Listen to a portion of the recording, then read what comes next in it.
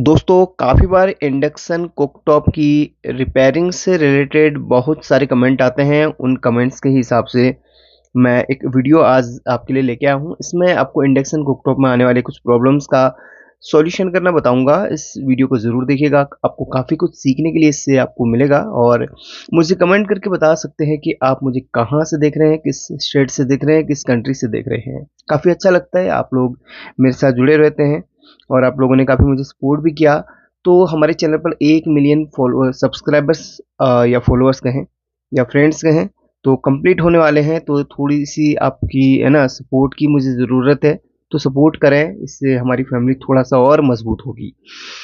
अभी देखिए induction cooktop में एसएमपीएस सेक्शन पे आज हम बात करेंगे। एसएमपीएस सेक्शन जिसमें से इंडक्शन में जो मेन जिसका सेक्शन एसएमपीएस सेक्शन ही होता है इसका। वैसे मेन दोनों सेक्शन होते हैं, तो दोनों के बारे में मैं वैसे इसका जो आईजीबीटी सेक्शन होता है, पावर सेक्शन होता है, उसके बारे में मैंने पहले डिस्कस किया हुआ है। उस वीडियो को मैं लिंक कर दूंगा, देखिएगा जरूर। अब यहाँ पर देखिए इंडक्शन में दो सेक्शन होते हैं, जिनको पता नहीं उनको बता दूं। एक होता है आपका आईजीबीटी सेक्शन, जिसमें आपको जिसको पावर सेक्शन कहा जाता है। एक होता है एसएमपीएस सेक्शन। एसएमपीएस सेक्शन में कुछ वोल्टेज बनती हैं और उन वोल्टेज की हेल्प से माइक्रो कंट्रोलर ऐसी जो होती है इसके अंदर इंस्टॉल्ड होती है। अभी इसको मैंने हटाया हुआ है क्योंकि ये बोर्ड खराब है। तो उस माइक्रो कंट्रोलर को क्या है ना ऑपरेट किया जाता है और वही माइक्रो कंट्रोलर सिग्नल के थ्रू आपके आईजीबीटी सेक्शन को चलाता है या ऑन करता है, या कोयल या जो भी हीटिंग का जो सिग्नल है वो जनरेट करता है।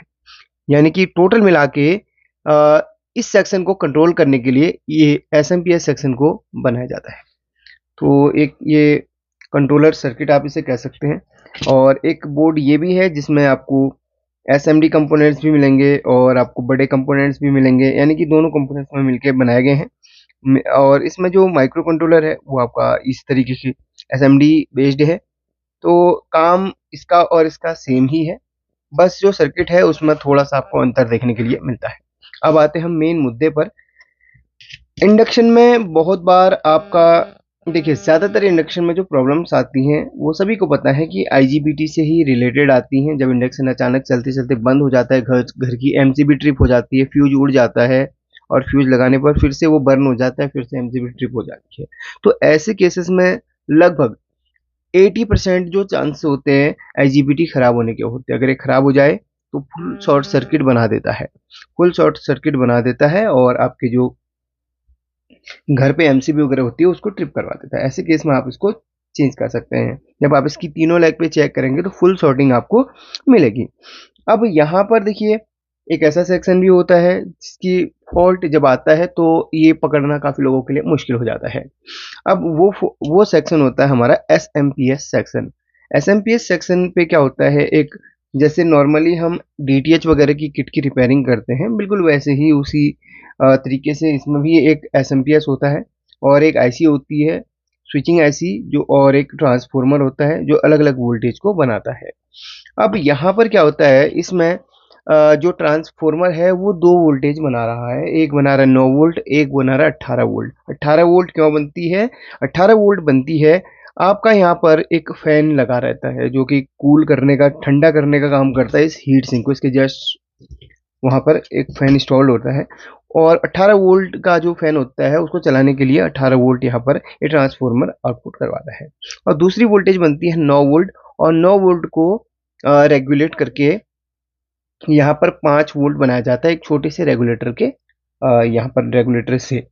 और वो 5 वोल्ट आपका मेन जो पैनल होता है उसको ऑन, डिस्प्ले पैनल को ऑन करवाने के लिए, माइक्रो कंट्रोलर को यहाँ पर आईसी को ऑन करवाने के लिए ये 5 वोल्ट बनाया जाता है। अब यही 5 वोल्ट अगर मिसिंग हो, मेरे पास एक बोर्ड था ये, इसमें वही केस इसमें आया था, ठीक है। तो वही आपको इस वीडियो में मैं थोड़ा सा बता रहा हूँ। वीडियो लंबी जरूर होगी लेकिन कुछ सीखने के लिए जरूर मिलेगा। अब यहाँ पर क्या होता है ना, 5 वोल्ट अगर यहाँ पर मिसिंग है या नहीं बन पा रहा है, या 5 वोल्ट प्रॉपर 5 वोल्ट से कम बन रहा है, तो आपका क्या होगा कि आपका एसएमपीएस ऑन नहीं होगा। एसएमपीएस ऑन नहीं होगा तो क्या होगा कि इसमें जो है आपका माइक्रो कंट्रोलर जब उसको प्रॉपर वोल्टेज नहीं पहुंचेगी तो डेड वहां पर कंडीशन बनेगी। अब यहाँ पर सबसे पहले तो मैं यहाँ पर आपको बताऊंगा कि यहाँ पर आपको पता है कि लाइव और न्यूट्रल यहाँ पर कनेक्टर लगाया जाता है। तो लाइव और न्यूट्रल को अगर हम ट्रैक करें तो आप देखें यहाँ पर देखिए अगर आपका एसएमपीएस सेक्शन बिल्कुल डेड है तो शुरुआत हम इस कैपेसिटर से करेंगे, क्योंकि यही कैपेसिटर एसएमपीएस सेक्शन का मेन फिल्टर कैपेसिटर है। 4.7 माइक्रोफैराड 400 वोल्ट का एक कैपेसिटर है। तो इस पे आपको वोल्टेज चेक करना है। वोल्टेज लगभग आपको 300 से 350 के समथिंग मिलेगा, ऊपर नीचे थोड़ा हो सकता है। तो यहाँ पर वोल्टेज आएगा और यही वोल्टेज आपकी आईसी को जाता है। आईसी ट्रांसफॉर्मर को फ्रीक्वेंसी देगी और ये ट्रांसफॉर्मर फिर अलग वोल्टेज आउटपुट करेगा। अच्छा, इस कैपेसिटर में अगर वोल्टेज मिल रहा है तो ठीक है, नहीं मिल रहा है तो आपको चेक क्या करना है। तो कैपेसिटर का जो नेगेटिव टर्मिनल है वो आपका कहाँ से कनेक्टेड है, इसमें नेगेटिव कहाँ से आ रहा है वो आपको दिखा देता हूँ। तो ये जो ट्रैक है आप फॉलो कीजिए इसको। तो यहाँ से ये देखिए ट्रैक जा रहा है इधर पे, और इसके बाद ये ट्रैक आपका यहाँ पर, इसके बाद यहाँ से यहाँ तक एक जंपर लगा हुआ है, इधर पे ये जंपर लगा हुआ है। तो ये जंपर कहाँ से है कनेक्टेड, यहाँ पर एक क्या होता है डायोड, बड़ी वाली रेक्टिफाइड डायोड होती है। तो रेक्टिफाइड डायोड के यहाँ से इसको नेगेटिव मिल रहा है, और इस कैपेसिटर को जो पॉजिटिव है वो पॉजिटिव लेग इसकी ट्रैक करें। तो यहाँ से आप चेक करें तो यहाँ से यहाँ तक एक फ्यूज रेजिस्टेंस लगी हुई है, ये प्रोटेक्शन के लिए है। और यहाँ पर आप चेक करें तो यहाँ से यहाँ तक डायोड लगी हुई है, और फिर यहाँ पर आप चेक करें तो यहाँ से इसको ट्रैक करेंगे, यहाँ से यहाँ तक डायोड लगी हुई है, ठीक है। ये यहाँ से, तो यहाँ से इसको ये डायोड, यहाँ से यहाँ तक डायोड लगी है, ये इसको डीसी बनाएगा, और इसके बाद फिर यहाँ से यहाँ तक डायोड लगी है, फिर इसको डीसी बना के यहाँ से यहाँ तक रेजिस्टेंस है। तो इस कैपेसिटर तक ये वोल्टेज पहुँच रही है। तो इसमें फुल रेक्टिफायर नहीं, हाफ वेव रेक्टिफायर इसमें लगा हुआ है। तो इसमें देखिए ये कैपेसिटर तक वोल्टेज नहीं आ रही है, तो फिर आपको यहाँ पर जैसा मैंने बताया था वो फॉलो करना है। कैपेसिटर तक वोल्टेज मिल रही है तो उसके बाद आगे आपको चेक करना है। देखिए आईसी मेन आपका कंपोनेंट होता है आईसी, और आईसी देखिए ज़्यादातर केस में आपकी आईसी इसमें ख़राब होती है, और ज़्यादातर इसमें जो है वाइपर 12 ए आईसी इसमें लगी होती है ज़्यादातर केस में। तो 12 ए आईसी इसमें लगी हुई रहती है, ठीक है। तो वो आईसी आपकी फटी है, जली है, वो चेक कर लेना। अगर नहीं भी है तो चेंज करके देख लेना। चेंज करके देख लिया सब कुछ, अपने यहाँ पर कैपेसिटर से यहाँ तक आईसी का काम कर लिया, फिर भी आपकी वोल्टेज नहीं बन रही है, तो यहाँ पर क्या होता है आपका ट्रांसफॉर्मर, ये छोटा सा ट्रांसफॉर्मर। तो यहाँ पर देखिए ट्रांसफॉर्मर में क्या होगा कि इन दोनों पिनों पे आपका ये प्राइमरी, ये ट्रांसफॉर्मर के दो सेक्शन है, ये सेकेंडरी है, ये प्राइमरी। तो यहाँ पर देखिए इसका यहाँ से यहाँ तक आपको इसकी कंटिन्यूटी चेक करनी है, या आपको इसकी कॉइल की वैल्यू चेक करनी है, क्योंकि ये प्राइमरी सेक्शन के आपस में है ना। देखिए इसमें जो है ये ट्रांसफॉर्मर की प्राइमरी वाइंडिंग बिल्कुल हो गई है। आप सेकेंडरी पे चेक करेंगे तो 3 लेग आपको मिलेंगी, तीनों में भी आपको चेक करने पर इस तरीके से तीनों में आपस में कंटिन्यूटी मिलेगी। तो इसका सेकेंडरी सेक्शन भी ओके है। अब सेकेंडरी सेक्शन से वोल्टेज कहाँ कहाँ पे बनती है देखें। अब ये 3 पिन है सेकेंडरी में, तो एक पिन आपकी कहाँ पर जा रही है, इसको ध्यान से समझना। एक पिन आपकी है ग्राउंड की, यहाँ पर देखिए वो हर जगह ग्राउंड पे जाएगी, ये हर कैपेसिटर के माइनस से जुड़ी होगी। अगर चलिए हम इसी को देखें इस पॉइंट को, तो ये कैपेसिटर इसके माइनस से जुड़ा है, देखो। तो ये ग्राउंड का पॉइंट है, और ये अपना कौन सा है इसको ट्रैक करें तो यहाँ से देखो इधर पे, यहाँ पर एक यहाँ से यहाँ तक डायोड लगी होगी, शॉर्ट की डायोड जिसे बोलते हैं, डीसी डायोड बोलते हैं, ठीक है। यही डीसी डायोड ट्रांसफार्मर की फ्रीक्वेंसी को डीसी में कन्वर्ट करेगी। तो यहाँ पर देखिए यहाँ से आते डायोड लगी हुई है, ये अगर पहले इस डायोड को ट्रैक करवा देता हूँ, ये कहाँ पर जा रही है, किस वोल्टेज के लिए है, और इसके बाद ये डायोड यहाँ से यहाँ तक लगी हुई है। तो यहाँ पर एक कंपोनेंट लगा है, देखें कौन सा है, ये देखें। तो इस कंपोनेंट का नाम है 78L05। ये आपका 5 वोल्ट का एक रेगुलेटर है, जो कि आपके इस पिन पे लगा हुआ है डायोड के साथ में, सॉरी इस वाले पे, ठीक है। तो यहाँ पर ट्रांसफार्मर की ये पिन जो हमने ट्रैक करी थी वो आपकी रेगुलेटर तक जा रही है डायोड से होते हुए। तो इसमें आपकी 9 वोल्ट बनेगी, और 9 वोल्ट को क्या होगा, यहाँ पर ये ट्रांजिस्टर के टाइप का जो रेगुलेटर है वो 5 वोल्ट में यहाँ पर इसको कन्वर्ट मतलब रेगुलेट करेगा इस पिन पे। तो यहाँ पर से यहाँ पर तक 9 वोल्ट आपको मिलेगी, ठीक है। और इसके बाद ये आपका जो रेगुलेटर है इस पिन पे 5 वोल्ट बना के इसको कहाँ पर देगा, इधर पे देखिए। और ये जो है माइक्रो कंट्रोलर की इस पिन पे 5 वोल्ट चला जाएगा। और ये 5 वोल्ट कहाँ कहाँ पे जा रहा है देखो, एक तो माइक्रो कंट्रोलर पे चले गया और कहीं ना कहीं ये जा रहा है। और ये देखिए डिस्प्ले पैनल की, मे बी डिस्प्ले पैनल, हाँ यहीं पे कनेक्ट होता है, तो इसकी इस पिन पे भी 5 वोल्ट जा रहा है। तो 5 वोल्ट की जो प्रोसेस है वो आपको बता दी। अगर 5 वोल्ट नहीं बनता है तो अपने ट्रांसफार्मर की इस पिन को सही से देखना है, और यहाँ से यहाँ तक जो डायोड लगी हुई है उसको एक बार चेंज करके देख लेना है। काफ़ी बार क्या होता है, डायोड इंटरनली खराब हो जाती है, जिसकी वजह से आपकी वोल्टेज रेगुलेटर तक वोल्टेज नहीं पहुंच पाती। तो अगर डायोड निकालने से पहले रेगुलेटर की इस पिन पे देख लो कि 9 वोल्ट बन रही कि नहीं। 9 वोल्ट बन रही, ठीक है, नहीं बन रही है तो तब आपने इस डायोड पे काम करना है, यानी कि चेंज करना है। और इस पे 9 वोल्ट बन रही है लेकिन आउटपुट में आपको 5 वोल्ट इधर पे नहीं मिल रही है, तो आपने इस रेगुलेटर को चेंज कर लेना है। काफ़ी बार क्या होता है ना, रेगुलेटर खराब हो जाता है, बहुत सारे केस में रेगुलेटर, इसमें भी जो मेरा दूसरा सर्किट है उसमें भी यही था। तो रेगुलेटर खराब हो जाता है, वोल्टेज प्रॉपर नहीं बना पाता है, 1 वोल्ट, 2.5 वोल्ट, 2, 3 वोल्ट बनाता है, प्रॉपर 5 वोल्ट नहीं बनाता है। तो ऐसे केस में इस रेगुलेटर को चेंज कर लेना। ये देखिए, अगर आपके पास ये नहीं है तो ऐसा ही सॉरी, ऐसा नहीं है तो बड़े वाला 6805 रेगुलेटर लगा लेना, लेकिन डायरेक्शन उसकी उल्टी रखना। क्योंकि इस वाले रेगुलेटर में क्या होता है कि फर्स्ट पिन आपकी आउटपुट की हो जाती है और लास्ट वाली इनपुट की होती है, लेकिन हमारा जो 6805 बड़ा रेगुलेटर होता है उसमें फर्स्ट इनपुट की होती है, लास्ट आउटपुट की होती है, ठीक है। तो वो देख लेना। तो इसमें फर्स्ट आपकी आउटपुट की होती है, तो यही चीज़ें इसमें देख लेना। अब ये प्रोसेस हमने 5 वोल्ट की बता दी, तो 5 वोल्ट आपकी प्रॉपर बननी चाहिए, नहीं बनेगी तो आपका ये एसएमपीएस सेक्शन पे एमसीयू वगैरह ऑन नहीं होगा, मतलब माइक्रो कंट्रोलर यूनिट ऑन नहीं होगा। अब बात करते हैं ट्रांसफार्मर की जो थर्ड पिन है, ये वाली। अगर आपका फैन चालू नहीं हो रहा है तो हमें इस पिन पे काम करना है। तो इस पिन पे क्या करना है, यहाँ पर से यहाँ तक एक डायोड लगी हुई है, वो डायोड को एक बार चेंज करके देख लेना है। अब पहले आप चेक कर लेना फैन सही है या फिर नहीं, ठीक है, सही होना चाहिए फैन। और यहाँ से यहाँ तक डायोड लगी है, तो इधर पे आपको वोल्टेज चेक करनी है। मल्टीमीटर की एक प्रोब आप हमेशा ग्राउंड पे रखेंगे या इस कैपेसिटर के नेगेटिव पे रखेंगे, और रेड प्रोब को आपको यहाँ पर रखना है। तो आपको यहाँ पर 18 वोल्ट बननी चाहिए। तो 18 वोल्ट यहाँ पर बनेगी तो ही फैन आपका चालू होगा। तो यहाँ से देखिए वो कहाँ कहाँ पर जा रहा हो ट्रैक, इस ट्रैक को फॉलो करो। यहाँ पर ये कनेक्टर, यहाँ ये सॉरी, ये है आपका कैपेसिटर, ये कैपेसिटर है जो फिल्टर करेगा इस 18 वोल्ट को। और यहाँ पर ये देखिए, ये फैन का कनेक्टर। तो फैन के कनेक्टर पर पॉजिटिव आपकी यहाँ से जा रही है, और जो नेगेटिव है वो आपकी कहाँ से आती है, नेगेटिव। फैन के कनेक्टर पर नेगेटिव कहाँ से आती है, देखो यहाँ पर, और इधर पे, यहाँ पर क्या लगा हुआ है, एक ट्रांजिस्टर लगा हुआ है। ये जो ट्रांजिस्टर है, ये ट्रांजिस्टर पे जो पल्स आती है, ये ट्रांजिस्टर पे जो सिग्नल आता है, ट्रांजिस्टर क्या ना, ये ट्रांजिस्टर पे जो सिग्नल आ रहा है आपकी आईसी से आ रहा है। देखो, ये देखो, इस आईसी से, माइक्रो कंट्रोलर आईसी से एक सिग्नल आएगा, एक इसको एक सिग्नल मिलेगा, ट्रांजिस्टर क्या करेगा, स्विचिंग करवाएगा, और तब जाके यहाँ पे आउटपुट वोल्ट निकलेगी 18 वोल्ट। डायरेक्ट नहीं निकलेगी। पंखा क्या होता है ना, जब आप ऑन करते हैं तब जाके क्या होता है, आपका फैन तभी चालू होता है, क्योंकि माइक्रो कंट्रोलर उसको इसको सिग्नल देता है, इसको ट्रांजिस्टर को।